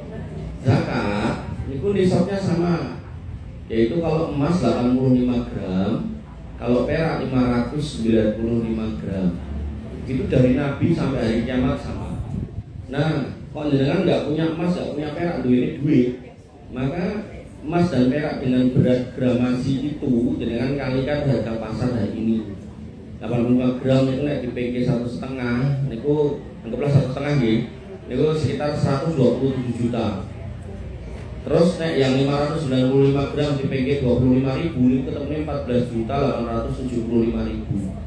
Nah, dari dua perbedaan ini maka ulama berbeda pendapat. Nah, saya lebih condong kepada yang nisab yang paling rendah yaitu 14.875. Maka ketika jenengan punya duit tabungan 14.875 dan itu ada di tabungan jenengan selama 1 tahun haul kalender hijriah, maka jenengan harus mengeluarkan zakatnya 2,5% dari angka itu. Anda 15 juta jadi tinggal ngepeng 2,5% pinten. Tapi nek kurang dari itu, misal teman punya 12 juta nggak kena. Nah, maka nisabnya sama dari dulu sampai hari kiamat itu emas dan perak itu. Cuman nanti dalam pengkiasan ke mata uang dikembalikan kepada harga pasar hari atau waktu di mana kita mau mengeluarkan zakat. Ya tahun ini gitu. Tapi Bu Asri nggak jadi pakai halo, nggak bisa. Oh iya, pripun? Sholat witir itu ada yang 2 salam ya. Iya. Jadi sholat witir ibu-ibu yang dirahmati Allah, sholat witir niku prinsipnya ganjil, gitu. Nah, ganjil niku bisa 1 salam, bisa 2 salam. Nah, tinggal ganjil jenengan berapa? Misal ganjil jenengan 3, maka jenengan 2 salam, lalu sholat lagi 1 salam. Niku nek jenengan pengen 2 kali salam. Tapi nek jenengan 1 salam, maka langsung 3 salamnya di terakhir. Kalau jenengan mau 5 rakaat, maka 4 rakaat 1 salam ditambah 1 salam, maka salamnya jadi 2. Nek jenengan mau 9 rakaat, maka 8 rakaat langsung salamnya 1 tambah 1. Nah, praktek ini dilakukan di Masjid Haram, witirnya 3 rakaat, 2 plus 1. Nah, sebagian ulama berpendapat 2 plus 1 lebih utama daripada 3 sekali salam, karena ketemu tasawuf 2 kali berarti dungane luwih akeh tinimbang sekali. Tapi bukan berarti harus seperti itu. Artinya jangan mau 3 kali salam itu nggih ansal. Ngoten nggih. Nggih, sana. 1 rakaat boleh, 1 rakaat langsung salam boleh. Makanya jenengan yang bisa bangun 10 menit, 15 menit sebelum adzan subuh, bagusnya jenengan sholat 1 rakaat untuk tutup malam jenengan dengan sholat witir. Nek masih mungkin tambah 2 rakaat sebagai tahajud. Nah, jadi 2 ini tahajud, 1 ini witir. Wonten malih monggo ing Victoria. Salam. Sedekah pahalanya itu sama apa tidak dengan orang yang mempunyai utang, atau hanya harus mendahulukan sedekahnya? Yeah. Orang yang punya duit sama punya utang lebih utama bayar utang atau bayar sedekah itu? Iya. Gitu. Maka dalam kondisi seperti itu dan bisa jenengan terapkan pada semua kasus, jenengan harus sebutkan atau jenengan harus pahami tiap keadaan itu hukumnya apa. Makanya saya tanyakan sekarang, sedekah hukumnya apa? Sunnah. Bayar utang hukumnya wajib. Wajib ketemu sunnah, mana yang didahulukan? Wajib. Maka otomatis bayar utang dulu baru sedekah. Berarti tidak kan yang namanya orang itu pasti punya utang, mungkin ada berapa waktu jangka waktu. Nah, selama jangka waktu apakah kita jadi tidak bisa menentukan sedekah? Baik, pertanyaan yang bagus. Misal utang jenengan banyak, utangnya KPR, lunasnya 20 tahun, apa terus 20 tahun saya nggak bisa sedekah? Pertanyaannya adalah sedekah jenengan apakah nanti akan menghalangi jenengan nyicil utang? Kalau itu yang terjadi maka jangan sedekah. Tapi kalau sedekah jenengan tidak menghalangi jenengan nyicil utang, alias tetap bisa nyicil utang, maka silakan sedekah. Artinya kalau jenengan sedekah 10.000 terus ngaruh untuk bayar cicilan 5 juta, ternyata enggak gitu kan. Tapi ada juga 5 juta nek disebut 10.000 ya harus 5 juta. Enten yang ngoten niku. Wis ngono modele ya silakan utang dulu gitu ya. Ngoten. Ngoten nggih. Sekali lagi tentang biru walidain ya. Apakah pahala seorang anak laki-laki yang menyantuni dan merawat ibu kandungnya, orang tua kandungnya dengan mertua itu pahalanya berbeda dan mana keutamaannya? Pak tentu berbeda karena satunya kandung, satunya mertua. Makanya saya secara pribadi itu punya rumus. Rumusnya segitiga ini. Di sini itu seorang anak, di sini pojok sini seorang istri, di sini seorang suami. Segitiga sama sisi. Seorang anak harus berbakti kepada ibunya. Ibu harus berbakti pada suaminya. Nah, seorang suami yang mendapati anaknya berbakti pada ibunya dan mendapati istrinya berbakti pada dirinya, maka suami ini akan mengerahkan semua jiwa raganya untuk berjuang buat mereka. Nah, termasuk bentuk bakti anak dan istri kepada suami atau bapaknya ini adalah membantu dia berbakti pada ibunya. Nah, siklus ini kalau ditepati itu nggak akan berantakan. Nanti soalnya si anak ini udah jadi bapak, si ibu ini nanti jadi nenek yang akan membutuhkan anak ini untuk dirawat. Tapi nek mulai ada yang goyang, seorang istri, apa aku ngewangi bojoku ngopeni mertuane gitu kan. Akhirnya nanti si anak ini juga mikir, apa aku ngopeni mertuaku lah gitu. Akhirnya mulailah terjadi kasus-kasus itu. Makanya di Indonesia itu terjadi perceraian setahun itu 600.000 kasus perceraian, mayoritasnya karena ekonomi, dan sisanya kadang itu karena urusan mertua dan menantu itu. Maka kalau kembali pertanyaan dengan apakah sama pahalanya? Insya Allah beda, lebih utama kepada orang tua. Tapi bukan berarti mertua dan orang tua ini harus dibedakan. Makanya ini tujuh kilo adalah tentu ya. Saya sama dia, saya tuh nggak pernah ngomong sama dia, ayo aku itu bakti ini wong rendah. Tapi yang saya lakukan apa? Saya berbuat sebaik mungkin mertua saya. Dia kayak saya, ayo dari ibumu. Jadi hal yang seperti ini kadang itu tidak terdeliver dengan baik, akhirnya saling bersaing. Kudu ngurusi ibuku. Akhirnya sih untuk di mana kok gampang mau kira tahun ini ibuku banget nih. Maka sebenarnya tidak perlu dipertentangkan, tapi yang dipertanyakan lebih utama mana? Ya tetap insya Allah orang tua kandung lebih utama. Dan seorang istri niku harus berbakti kepada suaminya. Suaminya suruh ngewangi ngurusi ibuke nggih, nganut gitu kan. Nah, siklus ini paten, jangan dibolak-balik gitu. Nah, yang dibolak-balik mungkin goyang ya deh, berantakan gitu. Ya, kebiasaannya anak laki kan berpihak pada. Ya itu karena nggak paham, karena nggak paham. Makanya dalam kisah Nabi Ibrahim dan Nabi Ismail, itu Nabi Ismail itu ketika didatangi bapaknya dari jauh, Nabi Ibrahim itu cuma berpesan. Nah, pas masuk ada istrinya, ternyata istrinya itu nggak sesuai dengan kriteria bapaknya. Bapaknya pesan, engkau naik Ismail mulai ngomong kon ganti cagak rumah gitu. Terus datang Ismail, Ibrahim udah pergi. Terus Ismail datang dari berburu. Tadi ada orang tua gini. Oh itu bapakku. Pesannya apa? Kon ganti cagak rumah. Oh iya berarti kan gak kue, gak temu. Oh dan karena bapaknya seorang nabi dan ngerti ini wong gitu ini gitu loh. Makanya yang kayak gitu tuh kadang tuh anak laki-laki itu nggak jeli, nggak bisa menentukan mana yang harus di. Artinya seorang laki-laki itu harus ngurusi orang tuanya. Makanya laki-laki itu kenapa dia jatah warisannya 2? Itu karena selalu nempel di pundaknya itu kewajiban ngurusi orang tuanya, ibunya, bapaknya ketika tua, ketika sakit, bahkan ketika meninggal dia wajib menguburkan dan menjalankan semua proses laki-laki itu. Dan seorang perempuan nggak boleh kemudian hanya sih ngurusi aku jalur lurus boten. Kalau tuh dia berbuat dolim orang tuanya ya dia yang mau jawab sampai nanti di akhirat. Dan kita jangan membalas kedoliman dengan kedoliman lagi. Gitu karena nanti itu yang terjadi berantakan aja siklus tadi itu. Nonton mulai. Tapi tidak sama ya tanya dia kasih ibunya karena ibu kandungnya tidak punya suami. Tapi yang ibu mertuanya itu masih utuh, berarti bapak ibunya masih. Dibedakan atau harus sama? Tentu semua kembali kepada kesanggupan satu. Kemudian yang kedua kembali kepada kebutuhan. Artinya kalau kemudian ngapunten mertuane niku pensiunan duwe gaji sama pensiunan, wong tuane nang duwe apa-apa, ya otomatis orang tuanya harus dicukupi lebih baik daripada mertuanya kan gitu. Nah, jadi disitulah makna kata adil. Adil itu nggak selalu harus sama. Adil itu ada kalanya berbeda tapi tepat sasaran. Nah, itu sesuai kebutuhan. Makanya kalau ditanyakan mertua apa orang tua, orang tua. Tapi bukan berarti ketika utama orang tua terus mertua terus dilupakan, atau sebaliknya mertua dimaksimalkan, orang tua dilalaikan, itu juga salah. Gitu. Jadi yang paling aman ya tetap imbang. Tapi dalam kondisi imbang itu tetap harus ditimbang dengan adil.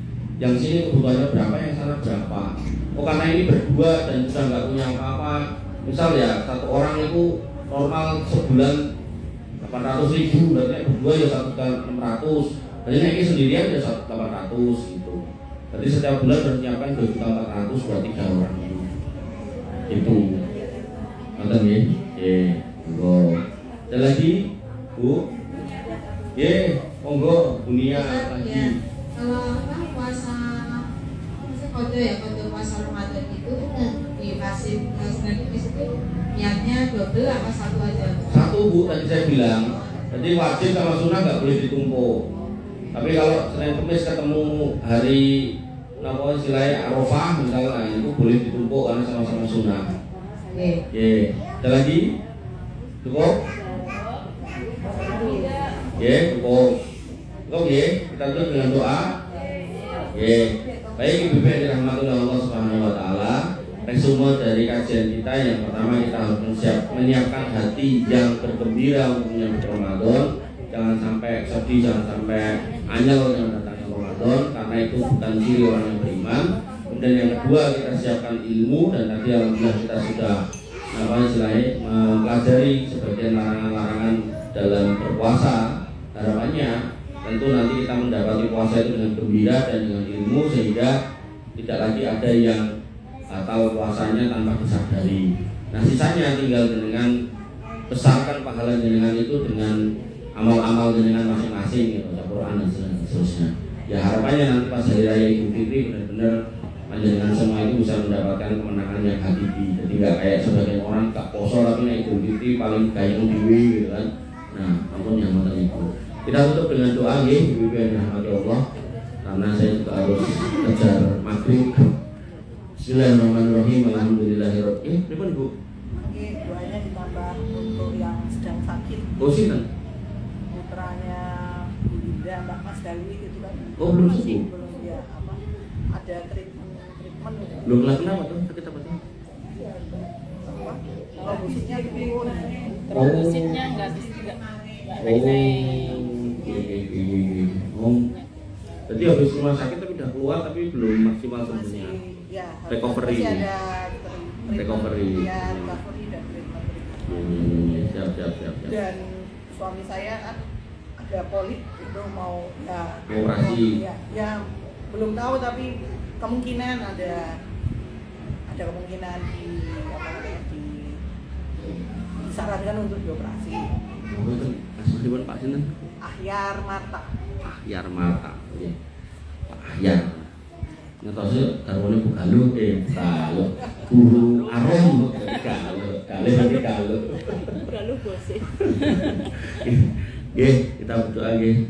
Bismillahirrahmanirrahim. Alhamdulillahirabbil alamin. Hamdan syakirin, hamdan na'imin, hamdan yuafi ni'amahu wa yukafi mazidah. Ya Rabbana lakal hamdu kama yanbaghi li jalalika wa 'azimi sultanik. Rabbana lakal hamdu anta nurus samawati wal ardi wa man fina wa lakal hamdu la ilaha illa anta subhanaka inna kunna minadh dhalimin wa inna taghfir lana wa tarhamna lanakunanna minal khasirin. Allahumma ighfir lil muslimina wal muslimat wal mu'minina wal mu'minat al ahya'i minhum wal amwat innaka sami'un qaribun mujibud da'wat wa yaqdir hajat. Rabbana zalamna anfusana wa illam taghfir lana wa tarhamna lanakunanna minal khasirin. Rabbana ighfir lana dzunubana wa li ikhwanina alladziina sabaqna bil iman wa la taj'al fi qulubina ghillan lil ladziina amanu rabbana innaka ra'ufur rahim. Rabbana ighfir lana dzunubana wa li ikhwanina alladziina sabaqna bil iman wa la taj'al fi qulubina ghillan lil ladziina amanu rabbana innaka antat tawwabur rahim. Rabbana ighfir lana dzunubana wa kaffir 'anna sayyi'atina wa tawaffana ma'al abrar. Rabbana ighfir lana dzunubana wa li walidina warhamhum kama rabbawna shighara. Allahumma ighfir lahum warhamhum wa'afihim wa'fu anhum wa akrim nuzulahum wa wasi' madkhalahum waghsilhum bil ma'i wasalji wal barad. Allahumma ij'al quburahum rawdatan min riyadil jinan wa la taj'al quburahum kuffaran min kuffari niran ya arham arhamar rahimin irhamna wa irhamhum wa adkhilhum jannata ma'al abrar wa la tadkhilhum an-nar ma'al fujjar ya dzal jalali wal ikram. Rabbana hab lana min azwajina wa dhurriyyatina qurrata a'yun waj'alna lil muttaqina imama waj'alna lil muttaqina imama. Allahumma ja'alna muqimina shalah min dhurriyyatina rabbana wa taqabbal du'a. Allahumma ja'al hadzal baladan aminan mutma'innan warzuq ahlahu min as-samarati wasnubna wa banina an na'budal asnam. Allahumma aminna fi awtanina wa aslih a'immatana wa ulata umurina. Allahumma aslih awlatana wa aslih aswajana wa aslih aba'ana wa ummahatana wa ikhwanana wa asdiqana wa akhwatana wa asatidana ya arhamar rahimin irhamna. Rabbana hab lana minas solihin, Rabbana hab lana minas solihin, Rabbana hab lana minas solihin waj'alna minas solihin waj'alna minas solihin waj'alna minas solihin wasma'na fi zumratil muwahhidin wa adkhilna jannata jannatin na'im ya arhamar rahimin ya dzal jalali wal ikram. Allahumma inna nas'aluka al-jannah wa na'udzubika minan nar. Allahumma inna nas'aluka ridhaka wal jannah wa na'udzubika min sakhatika wan nar. Allahumma inna nas'aluka al-jannah wa ma qarraba ilayha min qawli wa amal wa na'udzubika minan nar wa ma qarraba ilayha min qawli wa amal. Ya hayyu ya qayyum bi rahmatika nastaghits. Aslih lana sa'lana kullahu wa la takilna ila anfusina tarfata 'ain. Allahumma inna nas'aluka al-huda wa tuqa wal 'afafa wal ghina. Allahumma inna nas'aluka ilman nafi'an wa rizqan thayyiban wa amalan mutaqabbalan maqbulan ya arhamar rahimin irhamna. Allahumma kfina bihalalika an haramika wa aghnina bi fadlika amman siwak ya waliyyu ya hamid. Allahumma shfi mardana waqdi duyunana. Allahumma shfi maskalih wa Bapak Ahyar Marta sifaan ajilan sifaan la yughadiru sakoman sifaan kamilan sifaan la yughadiru sakoman isfi anta safila sifaan illa sifauka sifaan taman ya arhamar rahimin ya dzal jalali wal ikram. Allahumma inna nas'aluka ilman nafi'an wa rizqan thayyiban wa amalan mutaqabbalan. Allahumma ihdina siratal mustaqim siratal ladzina an'amta 'alaihim ghairil maghdubi 'alaihim waladdallin amin. Wa ya muqallibal qulub tsabbit qulubana 'ala dinik wa ya musarrifal qulub sarrif qulubana ila ta'atik. La ilaha illa anta subhanaka inna kunna minadh dhalimin wa illam taghfir lana wa tarhamna lanakunanna minal khasirin. La ilaha illa anta subhanaka inna kunna minadh dhalimin wa illam taghfir lana wa tarhamna lanakunanna minal khasirin. Allahumma aksir amwalana wa aksir auladana wa barik lana fima a'taitana ya dzal jalali wal ikram. Allahumma inna na'udzubika min fitnatil mahya wal mamat wa na'udzubika min fitnatil masiihid dajjal wa na'udzubika min fitnatil qabri wa adzabil qabr wa na'udzubika min adzabi jahannam ya dzal jalali wal ikram.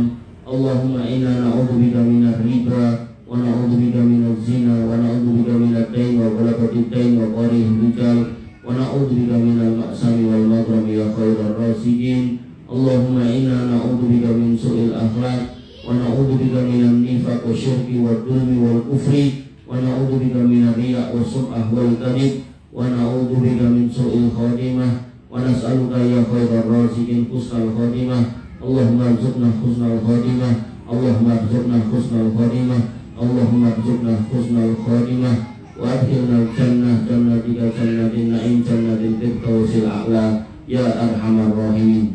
Rabbana atina min ladunka rahmah wa hayyi lana min amrina rashada. Rabbana atina ma wa'adtana ala rasulika wa la tukhzina yawmal qiyamah innaka antas sami'ud du'a innaka la tukhliful mi'ad. Rabbana atina fid dunya hasanah wa fil akhirati hasanah wa qina adzabannar wa qina adzabannar wa qina adzabannar wa qina adzabannar. Wa akhiru da'wana alhamdulillahi rabbil alamin wa sallallahu ala nabiyyina Muhammadin wa ala alihi wa sahbihi wa sallim ajma'in. Akhir kalam. Assalamualaikum warahmatullahi wabarakatuh. Jazakumullah khairan katsir kepada